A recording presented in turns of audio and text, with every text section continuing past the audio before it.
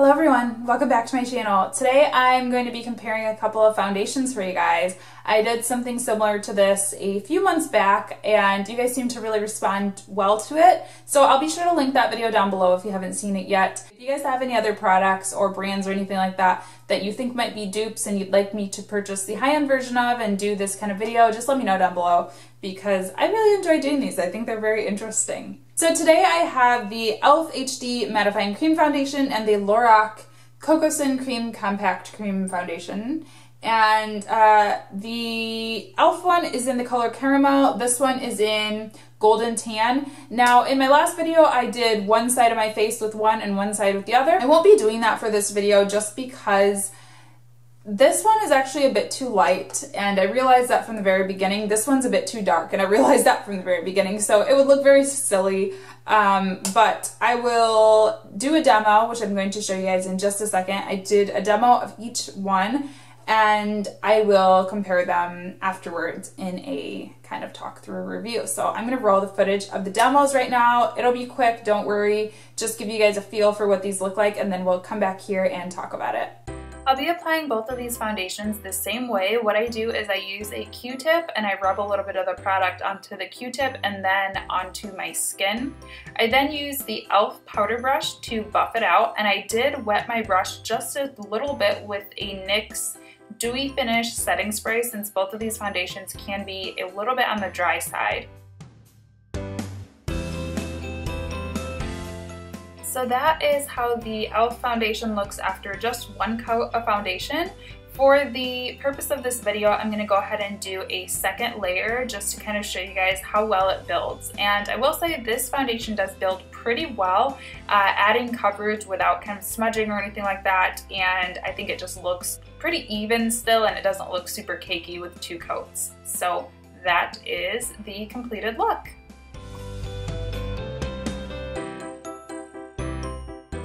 So on to the high-end version. I'm going to be applying this the exact same way, like I said, just using a Q-tip to dab this onto my face, and then I'll go ahead and start blending it out once I'm done. I will say I feel like this one does blend out a little bit faster and a little bit better. It kind of just melts into your skin a little bit easier, I've noticed, which is strange because it does feel a little bit drier. Now I'm going in with a second coat. And the one thing about this is that I feel like it looks a bit more cakey with the second coat than the e.l.f. So stay tuned to hear about the rest of my comparisons between these foundations, but that's the main two for application. Okay, so if you guys were wondering too, the one that I actually have on my face is the high-end version. This is the Lorac one. And like I said, this one is a little bit on the light side. It actually is a little bit more pink toned than I thought it would be. I have yellow undertones, so it's not really a good match in terms of color, but I still wanted to review it just because that was just a bad color choice on my part because I ordered it online. So it's not a fault of Lorac at all. And they did have quite a few different colors, I will say, which a lot of high-end, even drugstore, but particularly high-end brands don't seem to carry a lot of colors. So I do really like Lorac for that. So yeah, that was totally my fault. And then the e.l.f. one is a little bit dark, and this one I actually have to place a little bit of fault on e.l.f. for because I order a lot of things from e.l.f. and I order pretty much the same kind of shade or whatever and everything. And it's pretty easy for me to order online just from the swatches, but this one I just feel like ran dark. Like it looked like the same as all the other ones on the website, and then I got it in and I was like, oh wow, this is really dark. So I don't think either of them look horrible. I think both of them are wearable. If you're like a makeup artist, you would probably argue with me, but I think just for day-to-day wear, I think both of them are okay. But just keep in mind, if you are going to order this one, I do think it runs a little dark. Now, as far as the actual application of these, I think that they are quite similar, but there's a few things that really separate them. The first, I'll say, I do really like this foundation. I did a whole review on this foundation too, if you want to hear me, you know, ooh and ah over it.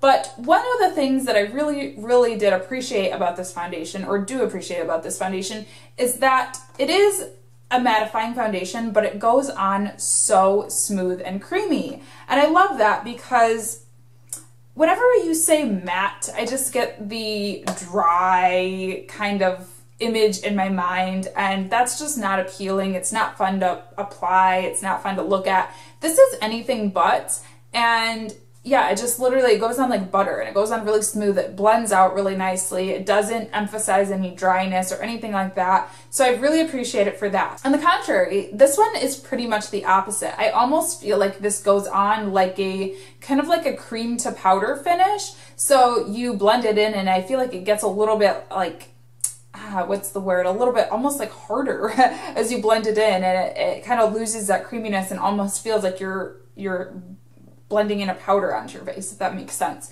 So this one, definitely more on the dry side. This one, definitely more on the creamy side. So for somebody like myself who's combination or borderline dry, I think this might be a better choice just based on texture. And I think the opposite if you have very oily skin. I think if you have very, very oily skin, this is a great foundation for you to try out. Now, both of these are a mattifying foundation. This one specifically advertises itself as a mattifying foundation. Not sure if this one does. I actually will have to look at the website and see, because it doesn't say on the packaging anywhere. But both of them are mattifying. This one is by far much more mattifying. This one, it does control a little bit of oil, you know, but like I said, I have combination to dry skin, and I noticed that I don't get oily at all.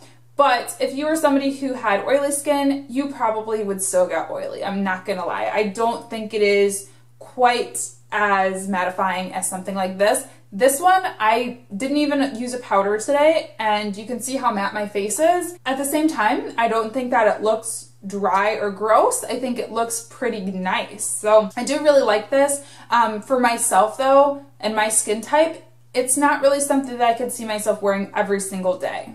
As far as coverage goes, the e.l.f. foundation I think is much more full coverage than the Lorac one, and I personally am a full coverage person. I like for everything to be covered, and I like for it to be covered really quickly. I don't like to have to spend a lot of time on different steps and concealers and powders and all that stuff. So this one is really nice because if you noticed in the demo, I have some breakouts going on my forehead and some other places, and I really feel like I would have walked out the door just with this on, and I think it covered everything pretty well. This one is a little bit more of a medium coverage foundation, I would say, and I think that I still noticed quite a few blemishes. I would definitely need a concealer to cover up some things. I mean, I wouldn't need it, but I would prefer if I wanted to really just cover everything. So that again is something that's all up to opinion, and it's up to, you know, what you prefer. Do you like a fuller coverage foundation or not? For myself, I would have to say this one honestly makes a little bit more sense for me, but I don't think that either of these products are better or worse. I think these are not exactly dupes for each other, despite their obvious attempt on e.l.f.'s part, because you look at the packaging and these are literally like identical. Yeah, despite that, I think they're not really dupes for each other. I think that they're two different products. You know, I think this is a great product for somebody who has very oily skin and who likes a medium to full coverage. And that person is just not me. I think this one is good for somebody who has a skin type similar to mine, maybe combination skin, maybe dry skin, and who likes a full coverage foundation, which is me. So I think they're two different products, but I hope that I helped you guys understand the difference of them, and I think they're both great products. I really do. I really think these are two amazing foundations. Although I said that this one isn't necessarily for me, I will continue to use it because I really like the look that it gives off. And I do tend to like a fuller coverage foundation, but despite that, I think it looks really, really nice. So I think both of these are great products, just up to what you guys like better and what your skin type is. So I hope this helped you guys, and like I said, if you guys have any other products you'd like me to compare for you guys, just let me know in the comments down below, and I will go out and purchase the high-end and the low-end, I don't like to say low-end, the high-end at the drugstore or whatever, affordable option, and compare them for you guys because I really like doing these. So let me know in the comments down below, and give me a thumbs up if you like this video. Make sure to follow all my social media and subscribe if you have not yet, and I will see you next time. Thanks for watching. Bye. And so I actually ended up only paying out of pocket $17 for $100 worth of fabric. It's pretty good. I'll show it to you guys too. I'm really not sure. Yeah, you guys can see that. It's just like a textured, it almost feels like a velvety, not velvet.